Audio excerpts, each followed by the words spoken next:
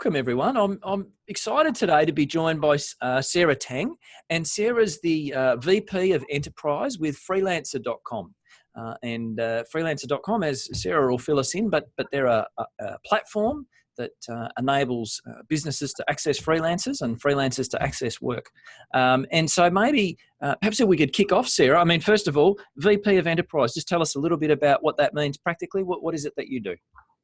Sure. So I work with our Fortune 500 customers and some of the federal organizations like NASA and U.S. Department of Energy to enable them to go through a digital transformation journey and use our platform Freelancing.com to empower and enhance the productivity of their existing employees. Fantastic. And as much as, I mean, you've got an accent there, but I understand that Freelancer is actually head officed in Australia, right? That's right. I'm actually Canadian myself, and Freelancing.com is truly representative of our global footprint. We have 32 million users across. My PR person makes me say there's over 247 regions, countries, and territories. But yes, the head office is ASX listed, and it's based in Sydney, Australia. Fantastic. So, there's a couple of competitors, I'm sure, but, as Australians, we should get behind the one that's head officed here, shouldn't we? Yeah, be proud. So to get a feel for it, what are the sort of jobs that people get done on Freelancer.com? So it's wide ranging. I actually was quite impressed the other day. I wanted to hire, a researcher to do a paper, and you can literally just go on and type and find research experts around the world. I had to write a paper and look through 60 to 70 different academic papers. Instead of me doing that and spending 30 to 40 hours, I paid two freelancers, got it done in parallel, and they delivered it $500 each within, a week or so. And how do you control for quality on that? Like, how do you know that the output there is going to be satisfactory? Yeah, that's a great question. There's a number of ways to do it. One is, given there's an online economy and the gig economy, there's the essence of reputation. Right. So, and freelancers' income is highly dependent on the current quality that they're able to deliver. So it extends beyond just a 5-star rating. There is machine learning algorithms and AI, and that does a lot of the skills matching. And, as freelancers, they build a reputation over time, more relevant skills and projects where I can actually get matched to them. So it's incredibly accurate. And it's like as if you were hiring somebody full time and you had access to all of the 360-degree reviews for the past 10 years. And all of a sudden, everything is online and it's transparent. So this is a really good way to curate and surface the best talent to the top. Yeah, right. So, okay, so you gave the example of, a research project that you got done. What are the other sort of jobs that people typically get done through a freelancing platform? Yeah, so we have actually over 1,300 different skill categories on the platform. Everything ranging from web development to, say, research projects and content and data science and marketing. In our enterprise business specifically, we have companies in the pharmaceutical industry, large consumer goods. We recently actually just partnered with Aero Plus, which is one of the Fortune 113 electrical engineering companies. Right. And on that platform, we co-branded it, and it's co-built, and there's about 500,000 Aero certified engineers on there, with experts in hardware and IoT, electrical engineering. So the employer in that scenario, they're putting up like a short-term project, or are they trying to find a long-term employee, or how is it helping? The great thing about this sort of online economy, there's so much flexibility, and it really is focused on taking away the intermediary, really disrupting the system and focusing on the end user. So it depends on you if you're looking for hiring a gig, or you're looking to hire more of a long-term project. If you want to do this hourly or daily, a fixed price by milestones, that's entirely up to you. Companies work with us in a number of different ways. NASA, for example, they actually like to run a lot of contests on our platform. And so, for example, one of my favorite stories is Lauren Fell. And a platform like this offers opportunity and economic empowerment for people all around the world, right? So Lauren Fell was a psychologist based in Australia, local, and she always wanted to work for NASA. You know, she, like any of us, were like, wow, wouldn't it be cool to be an aerospace engineer? For sure. You know, being Australian or being from anywhere outside the US is not possible, right? There goes your space dreams, unless you end up working for Jeff Bezos or, you know, Elon Musk or something like that. Mm. But in any case, she ended up upskilling herself, learned CAD design, all that stuff, and she ended up winning one of the NASA contests on our platform. So it's just, yeah. Sorry, just take me through. So when you say winning a contest, how does that work? So what NASA puts up, what is the contest? What are NASA putting up there? So there's a number of ways you can get work done on our platform. One of them is a direct hire. If you want to, you can post, it's like a eBay for services or Amazon for services, right? Say if you want to hire a copywriter, or if you want to hire an animator, you can post a job and say, this is my scope of work. And, you know, a number of freelancers from all around the world can actually bid on that job. And then you can look at their profiles, look at their reputation. If they've done something similar in the past, you can chat to them. And then you can actually hire the best bidder, and they can write a proposal, and you can start working together through our collaboration tools like chat and messaging. It's really a fully functional service that goes beyond just the matchmaking algorithm, right? That's one way to get work done. The second way is if you wanted, so this is more for the ideation and prototyping and innovating. So NASA really likes to use our contest platform where they can say, for example, they did a user interface for a smartwatch application, right? And so they post that scope of work on the site, and they say, okay, hit go. Then they had 245 entries of people submitting prototypes and mock-ups for this UI interface. They ended up awarding a winner for $1,500, which is, if you can imagine, significantly less than if they did that through traditional means. I mean, on average, some of the companies we work with say between 7 to 10 times the cost by doing stuff on our platform. And then this use case with NASA was particularly interesting because after they awarded the winner, they actually hired one of our freelancers directly to codify that into a working application. And now it's actually a smartwatch being used on the International Space Station by astronauts. So how cool is that? Whoever thought they could, you know, design a smartwatch application if you're an Australian, right? That's amazing. So the winner gets $1,500. Everyone else gets nothing, I assume? Well, there's other ways to do it. If you really like multiple designs on the contest model, you can actually award any of the freelancers that actually submit the entries. And a lot of our new freelancers really love to use the contest functionality because, as you can imagine, 32 million users, there's a lot of competition, right? So how do you actually build that sense of community? How do you win your first project? So contest is a really good way for the freelancers to say, hey, I got a lot of talent. I don't have a review yet, but here's my proof of work. So some employers actually really love to say find the top 10 or 20 people within a contest and actually hire them for a bigger job later on. So it's a good way to get a proof of work going. Yeah, I mean, that was an area, something that I wanted to ask you more on, because you were saying earlier on about how, you know, through AI and machine learning and everything, that the systems can identify the appropriate worker to get the task done.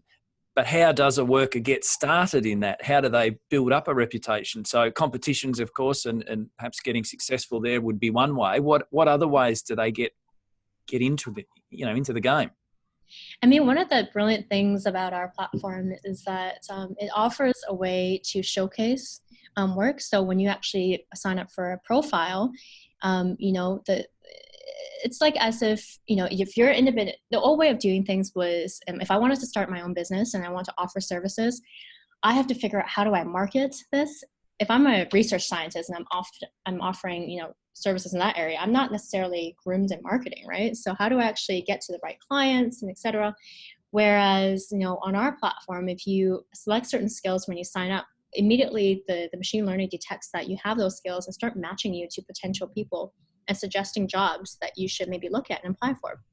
So that's one way to get that, to start kind of get that initial marketing hump, right? Okay. The second way is you can fill out your profile, you can display a portfolio of your proof of work, and so you can direct potential employers to actually look at that profile. Okay. And do you have a sense of the people working on your platform? I don't know if you've got any statistics on how many are, making their full-time living on the platform versus how many, they've got another day job or they've got something else and this is sort of a top-up or side hustle type income? I think the whole world of work is changing because, there's a recent McKinsey report that says by 2030, I think 50% of the US working population will be freelancers. Now that's pretty staggering. That's on the supply side. And then if you now look at other statistics, like by 2025, there'll be a $11.5 trillion of skill shortage. And that really is coming based on two things, right? On one side, there is the education on-ramp to employability is not accelerating fast enough based on this kind of the skills gap that's created by this changing world of work, right? So with new skills like machine learning and data science, universities are really not training people quick enough to be able to serve the growing need in markets. And the second aspect is really that matchmaking efficiency between supply and demand. And effectively, that is, what a platform like ours is answering. Is that kind of answering your question? I think, the question was really around, how many people are doing this full time versus. Yes, yeah. Circling back to that question, we're starting to see kind of more of a trend and more people starting to do this full time, particularly because they kind of built up a reputation on the platform. I mean, one of my favorite examples is this girl based out in Poland. And a few years ago, when I first started at the company, I spoke to her just as a kind of UX interview. And she was in university for, I think, design, and she wanted to go into web development, but she couldn't find a job offline to go into that area, even though she wanted to develop her skills. And then over time, she actually started getting projects related to web development, started upgrading her skills, taking night classes.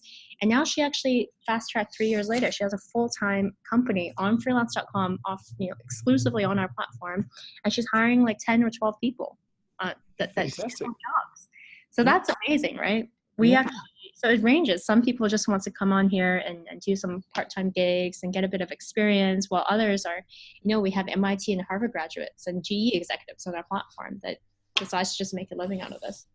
Gee, fantastic. And what about, because I guess I'm thinking from the financial autonomy community's perspective that, there's two angles to this. So one is as a potential worker and as a potential way to earn extra income or to, restructure their working life and get the flexibility that freelancing enables. But then the other, of course, is being the employer, right? Being the hirer, and getting tasks done and getting them done cost effectively. What do you know from a statistics point of view? What do you know? I know you focus on the larger companies end, but broadly across the platform, what sort of some typical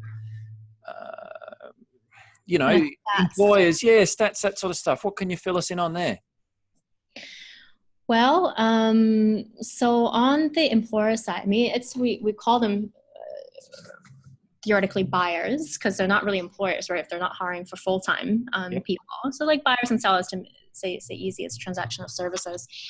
They are, the average project size is about $200. So right now there's a lot more kind of micro tasks that are being done on the platform. Mm-hmm. So in a small, medium-sized business might say, hey, I need a shopfront logo, or I might need a website designed and website built. We actually seen the sophistication, complication and complexity of jobs really rise over the years, right? So right now, I think about 30% of the jobs is around in web development and IT and kind of software development, that sort of stuff, followed by another 28% in design, media, architecture, and marketing, followed by a bunch of other tangential skills like translations and biomedical engineering, a bunch of other things. Yeah, right. So it's quite wide, isn't it? Yeah. And how? I guess, it's a global platform, right? So if let's say you're trying to get work, I guess I'm just thinking, Australian wages are pretty high, by global standards. Presumably you'd be competing against people in countries where there are far lower wages. So how can you earn an Australian standard of living on doing work on these platforms? How does that sort of work? So you actually kind of cut off a little bit, but I guess your questions was centered around, because it's a global platform, how do you compete when you're an Australian? Is that right? Yeah, that's right. Against, I guess, some of the people would come from countries where wages are far lower and living costs are lower.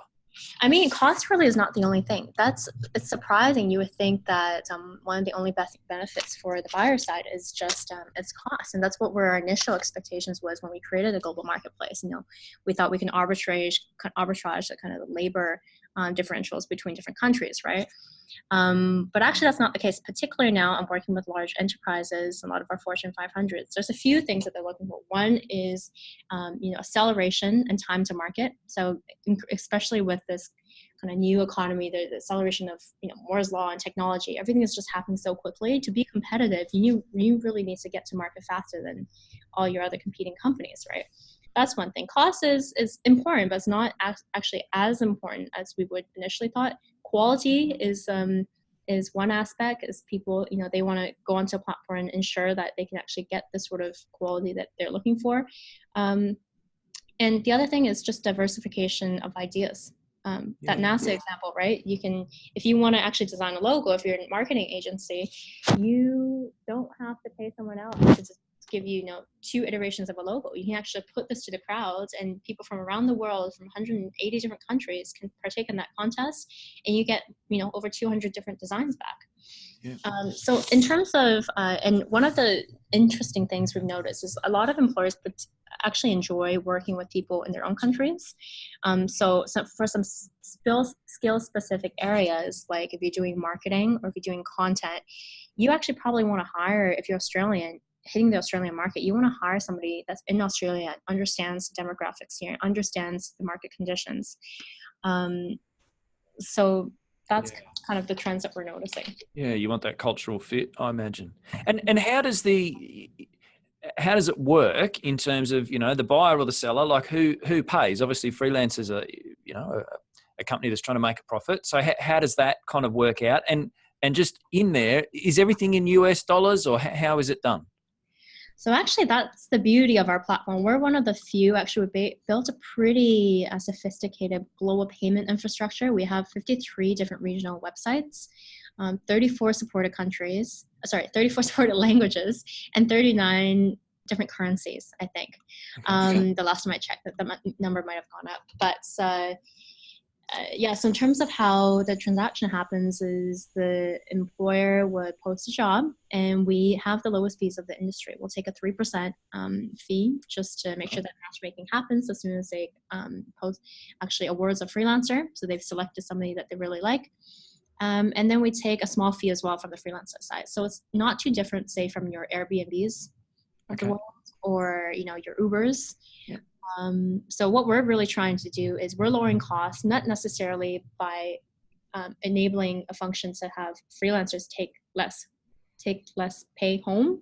Like our job really on the middle is like we want to cut away intermediary and search costs and all the other things that come with traditional, perhaps recruiting agencies and kind of these other methods. And we want to create a really smooth technology platform where the buyers and sellers can connect instantaneously, not too dissimilar from Amazon.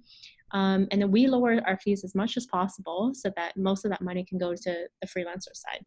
Yeah. I mean, that's one of our internal models, is really about changing lives. And fundamentally, I'm a humanitarian at heart. I've done some work with the UN and the Obama campaign. And I'm really working here because I believe we're truly supporting economic empowerment for people around the world. It's a freedom of choice in terms of how much you get paid, when you get to work, what skill categories you want to work in. How cool is that? They're not coming in for a 9-to-5 job. Yeah, having that flexibility. So sorry, just to clarify there. So if an Australian, well, firstly, if they're a buyer, right, an employer, I take your point. That's not the perfect word, but anyway, so they put a project on and they want to hire someone, and they say, right, I'm prepared to pay $500. They're able to express that in Australian dollars, correct? Yes. And B, they'll pay probably 3%, and that'll be on top of the 500, yeah? Yes. And then the flip side, you're definitely a finance person. And then the flip side, if you're looking for a gig, and you see a job there that says we'll pay 500, A, you can be confident that that's 500 Aussie, and B, you probably won't get quite 500, but you'll get pretty close. So there's a little bit of commission taken out of that 500. Is that correct? Yeah, so the freelancers are usually quite happy with our fees because it's way less than, we take 10% from the freelancers. Okay. It's for them to market their services, for them to get a profile, and for them to access all the different employers, right? Yep. And yeah, you're absolutely correct. So if I pay in AUD, the freelancers can then get the money in AUD, and they can either withdraw in AUD, or if they're based in the US, they can actually also withdraw in USD. Yeah. Geez, that's great. Really flexible because I mean, as a business owner, and so much software and that sort of stuff comes out of the US, Yes. and you do look at your statements and your foreign transaction, foreign currency fees. They add up. I Yeah. mean, little transaction, it doesn't seem like that much, but when you add them up over, this one here and that subscription there, and it does. It stacks up over a while. So that's great to know that you can do it in Australian dollars. That would be Yeah, much it's more very efficient. flexible. Yeah, Yeah, yeah. especially now it's quite high, the USD, isn't it? Yeah, well, that's right. Yeah, the Aussie dollar's a bit weak at the moment, depending on your perspective. Yeah. Have you any other case studies of, just interesting uses of the platform? I guess particularly for people that are doing work on the platform. Do you share any stories there? What do you have a particular interest on? Oh, look, I don't know. I guess, I mean, my interest is around, where people have, gained that flexibility and choice Yeah. in their life through obtaining work, through the freelancing platform. Can you think of any good Yeah, examples? I've got so many good stories. I really don't even know where to start. Actually, I encourage you to look at the freelance.com/quotes. So I think a few years ago, every time we have our birthday, or we of the year of the time when we get founded, we reach out to a mass contest and say, hey, people, like, just give me us your testimonials of how freelancers change your lives, right? Because that's really what our motto is. Let me just open up this page and see if I can read a few quotes, and then maybe I can dive deep into like Yeah, another. that'd be great. Interesting.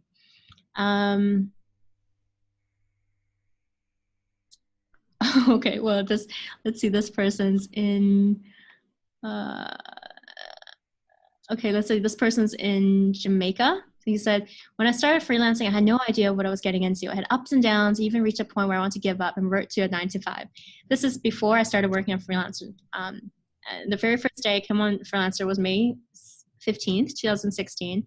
I landed my first job due to the fun, easy to use, and awesome platform. And we didn't pay anybody for this, by the way. I saw that Freelancer.com was a place to be, and it even allowed me to take my career more seriously. I dealt with many clients from the day to day. Within a year, I had been living comfortably and working to pay off some of my debts that I know will be eliminated with the power of Freelance.com. If you ever had a thought about this career, go for it. Start nowhere else but here on Freelance.com, and you'll be glad you did it. He's a professional writer, editor, and proofreader. Okay. Great testimony. You'd be very happy with that. Yeah.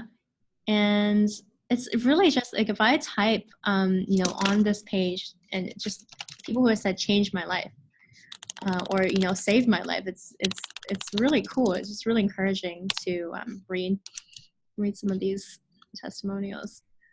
I enjoy the process of getting to know talents from around the world using freelance.com. I normally start with a contest to scout and then contact directly the winner for other work. I really appreciate the support. Team is extremely helpful and give me peace of mind to use the platform for my projects and books. Yeah, we also have something called recruiter service and project management. So right.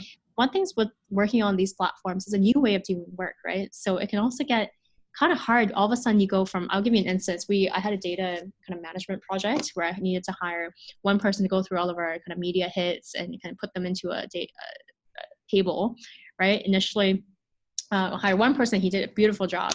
And I was like, well, this is great. Let's do this for all these other countries and hire 20 other people. Then all of a sudden you go from one direct report to 20 direct reports. Yeah. That's the difficulty of this sort of online economy. It's really hard to manage. So we also have something called project managers recently that got started up. So you can hire somebody and pay them by the hour, and they can just manage all of your projects for you. Fantastic. And I have heard actually other people talk about, from an outsourcing point of view, that can be a really good role, is to hire someone to do that. Because, if you're trying to grow and juggle different bits and pieces, that can be a real challenge. So, I could imagine that being, being very, very popular. So are you seeing any trends, or what's been interesting, what's evolving in terms of the freelancing platform? One of the trends I know is quite interesting is back when this whole outsourcing kind of, is my connection? Yes, you're fine. I'm still here. When this sort of online economy started, you will notice that people, there's a lot more transactions being, a lot more freelancers being hired from developing countries, whereas now that's sort of reversed. You see a lot more freelancers rising in the US, and then you'll see actually countries in India hiring from the US because maybe they have clients based out in the US who want to work with local people. So I thought that was particularly interesting. And one thing, because we have so much data on our platform and with 32 million users, we're starting to notice some trends about the world. Like, for example, when the Android started becoming really popular, I think that was back in 2008, we started getting a lot of Android projects, on our site. And Interesting. a few years ago, there was the whole like Bitcoin craze. And I think that's starting up again recently. And you start to notice a spike of the type of Bitcoin projects, looking for cryptocurrency experts and stuff on our platform. So it's really a good way to stay ahead of kind of the game and develop your skills that way. Yeah, for sure. Geez, Yeah. fantastic. I did have a question that I got a little while back from a listener, Matt Roberts, and he asked thoughts on the gig economy as a transition into retirement. Mm-hmm. Now, I don't know if you've got any stories or anecdotes that you can share on that, but have you got a sense of the average age of the workers or the sellers, and are there people like it's technology and it feels like it's sort of a young person's game, but in actual fact there's no reason that should necessarily be the case. Do you know much about? Actually, that's another bit of a misnomer, because actually the retirement population is one of the most skilled and expert kind of population in the world, right? You have a lifetime of experience. So a platform like ours would be perfect for you just to say, hey, there's actually a couple of used to be NASA engineers who are based out in Australia. And they're just bored and they're working on kind of side projects on their weekends. So if they wanted to turn on freelance.com for like an hour or two every day just to see kind of provide their insights or mentor some other freelancers, or get involved in some aerospace engineering projects, like why not? That's absolutely the best. We're actually working also on a partnership with some other companies where we can bring like the alumni from those companies onto our platform, or perhaps even veterans onto our platform. So absolutely, I think and initially, I think some of the misnomer is that it's mainly young people that wants to do these side gigs and stuff, but we're actually starting to see a lot more very experienced talent coming onto our platform and choosing to do that as a side job and eventually transition into full-time freelancing. Yeah, I mean, it makes a lot of sense, and particularly, yeah, I guess if you're heading into retirement, maybe you've got yourself in a financial position where you don't need to be working, 40 hours a week, 50 hours a week or more, right? You've got the flexibility, and the kids are off your hands or whatever. Exactly. So to be able to just sort of go, oh, that project sounds interesting, I'll stick my hand up for that. It's a fantastic opportunity. Yeah. Absolutely. And I think that population is absolutely, they're so experienced, and there's so many fun things that they can work on the platform. Yeah. Actually, yeah. Sorry, I was just going to ask just another, maybe a technical, or not so technical, but just a practical question. So if, let's say you hire someone to, I don't know, do something on your website, right? You don't know how to do it, whatever, you update the theme on your WordPress website, something like that, right? And they do a really nice job. And then 6 months later, you have some issue. And so you go, oh, I wish I could get that person again. Yeah. Is it easy on the platform to go, now, who was it that did that for me last time? And just sort of direct message them, not sort of put it out to the broader world, just say, hey, Jenny, you did a great job last time. Any chance you could do this one for me too? Is that doable? Absolutely. You have a contact list of the people that you previously worked with. And I think the beauty of our platform is goes so much beyond just kind of the matchmaking. We really try to handhold you from initial project is posted until it's completed, until afterwards, if you need that some help again, right? So you can also go into your past project or save projects and see who you worked with on that, and you can attach certain files and pictures and folders. You can track what's been done via a task list. There's other kind of collaboration tools for it as well. But yeah, you can absolutely go back and say it was Jenny that you hired, and say, hey, like, let me give you, $50 an hour or $30 an hour, or, $200 to just do some minor fixes. And here's the password, etc. You can absolutely do that. Yeah. That's great, because I could imagine that would be really good. Once you find someone that's good, that, delivers exactly what you want, yeah, you don't really want to have to go through the hiring process again. You just want to, let's just, that's exactly rinse it, right? and repeat, so, And you can actually also go to someone's profile directly. If you really like their profile, you don't have to go through that bidding system. You can also just hire that person directly. Hey, I thought this might be a bit interesting. Here are some of the emerging jobs that we've noticed. I'm just pulling this up. Yeah, great. Kind of on our platform. So electrical engineering is definitely kind of one of the top. It's generating a lot of buzz on our platform. Shopify is another trend. There's not a skills that's often AR and augmented reality. Right. So this is programming for AR or augmented reality. Is that what they mean? It's like augmented reality inserts virtual objects into real world settings. So a lot of companies are using, or even individuals are using this technology to basically grab consumers' attention and make them feel part of the product. Yeah, so it's just building, I think, augmented reality technologies. And I'll give you the top 10 freelancing jobs of 2019. Great. For telemarketing, virtual assistant, Cloud Nectar. I actually don't even know what this is. Yeah, what is that? Oh, it's an open source PHP framework built for developers and used to create dynamic websites. So maybe you Okay, so it's a programming gig. Yeah. Okay. MetaTrader, customer support, Unity 3D is a graphics engine. Yeah. Used to create 3D games applications, email handling, and Google AdWords. Interesting. Yeah, it's really diverse, isn't it? Yeah. And then virtual assistants. So I guess they're just getting them to do, as you say, create lists or whatever, do research for you. It could be anything. Yeah. Geez, it really highlights though the different potentials and also the different skill sets. Like, the virtual assistant, need not be, years and years of university necessarily, but some of those other electrical engineer, those type of things are extremely highly skilled roles, aren't they? Quite a diverse. So it really, what this means is it democratizes work. It really offers opportunities to everybody, as long as they're willing to learn and they're willing to get on a platform and explore what they're capable of. Yeah. Which we'd be interested in a case study.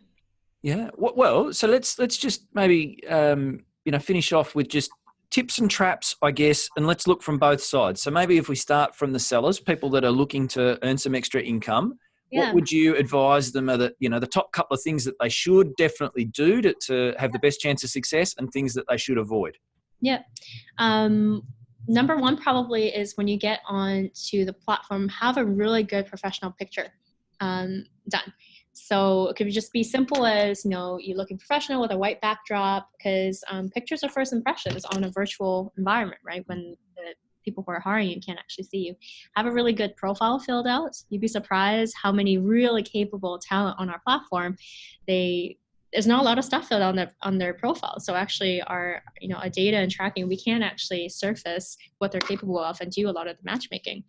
If they are a designer or do something visual, have like the portfolios filled out, so potential employers can actually go and hire them directly on their profiles. Mm-hmm. Another thing probably is stay honest and true in what you think what you're capable of doing, right? So don't spam bid everybody just to kind of increase your chance of getting a project, but really spend time to write a good proposal. And we've seen it in the data that the freelancers spend the time. There's actually quite a few millionaires on our platform, freelancers who have actually made over $1 million on our platform and built it. That's surprising, right? Like, I'm like, I wish I spent that much time just to be, I don't have any skills to offer, I guess, other than speaking to you in a podcast. All right, very good. So, okay, they're great tips. Yeah, so a good quality photo, make an effort to get your profile, showing you in your best light and complete and thorough. The thing is probably just build a reputation. So as soon as you get your first job and do a really good job in it, you get that good review, then the matchmaking algorithm also detects your reputation and kind of recommends you for more jobs. Yeah. Okay. And then I guess things to avoid. So you touched on there, don't just sort of bid on everything and just hope that, a bit of a lottery, eventually you drop one. Actually focus in on the good ones, or the ones that you're best suited for. Any other things that people new to the platform should avoid?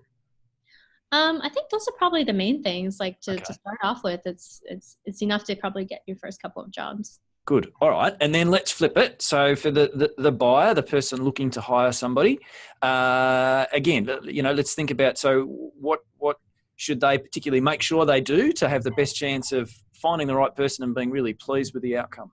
Yeah, I think a lot of this is how to work online is not too dissimilar from the best practices of working offline. So people often forget, they think that, we have freelance.com, it's just a virtual workspace and you can just tell somebody what to do without being super clear about it and some magic will come back, right? They forget that the amount of input you put into managing somebody is the amount of output that you would actually get back. So for a lot of it, we've done probably around 16 to 17 million jobs to date, the freelancers platform. which is incredible if you think Yeah. about it. Actually, over $4 billion of work have been transacted. So that's how much money that freelancers on our platform has made. Amazing.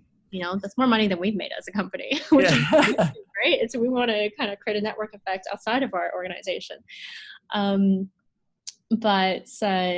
So it's really important in terms of how you kind of manage a freelancer. So of the 60 million jobs, we have about, I think 0.1% of it has gone into our dispute resolution system. I mean, the cool thing is just sort of like an arbitration system where we ensure that, hey, if a project doesn't go well between the employers and the freelancers, we come in the middle, we kind of help them sort out this project. And about 90% of those 0.1% that goes into dispute resolution system is because of information asymmetry between the buyers and the sellers. When we really dig deep into it, it's really because it's not necessarily the freelancers delivering low quality work, and it's not necessarily it's some information asymmetry, right, between two sides. So I guess going back to your question, number one tip is being very, very clear about your expectation, what actually you want out of the project. And when you post that project and the scope of work, very clear, here's the budget, here's the timeline, here's like what I'm hoping the deliverables would be. And then continuing to be there when the project is happening to kind of provide feedback. The freelancers love feedback. They want you to tell them how well they're doing so they can actually do a good job, right? So number two is constantly communicating with them, use our chat system. Those are probably kind of the main thing. Another thing probably is not all types of work are suited, for kind of the online world. You really have to understand how to problem storm and how to break up tasks either into micro tasks or to really do it in a way that is easily to communicate over the web. And does Freelancer have any videos or any material to help employers get started on that sort of stuff? As you say, how to sort of break down projects or tasks and how to make that happen? Yeah, I think we've got some training materials, and if you just log on to freelance.com and you sign up, there's a whole onboarding flow to help you and say, here are some tips you have to think about. Here's how you set up your profile, etc. Fantastic. All right. Well, look, that's probably a good point to wrap things up. So you've been listening to Sarah Tang, and she's from freelancer.com. And, hopefully from what you've heard today, from whichever sort of side of it you're coming from, whether you're looking for some extra work and some extra income, or whether you're thinking that this is a way for you to, push ahead with your entrepreneurial endeavor, hopefully you've heard some good ways that freelancer.com could assist. And of course, there are other platforms too. So you can check those ones out as well. But obviously, Sarah's given us a great insight into to what freelancer.com can do. So, Sarah, thank you very much for your time. And it's been fantastic to hear all about it. Well, thank you, Paul. I will, we can chat offline as well. Hopefully I can learn a bit more financial tips from you that I can apply to my life. I'll do my best. All right. Wonderful. Thank you. Thank you, Sarah. Cheers. Bye, Paul.